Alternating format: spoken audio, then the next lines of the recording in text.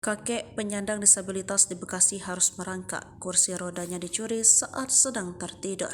Aksi seorang pria mencuri kursi roda milik kakek penyandang disabilitas dan tunawisma viral di sosial media. Diketahui kejadian miris ini terjadi di Bekasi saat sang kakek sedang tidur pulas di pinggir ruko dan terekam kamera CCTV.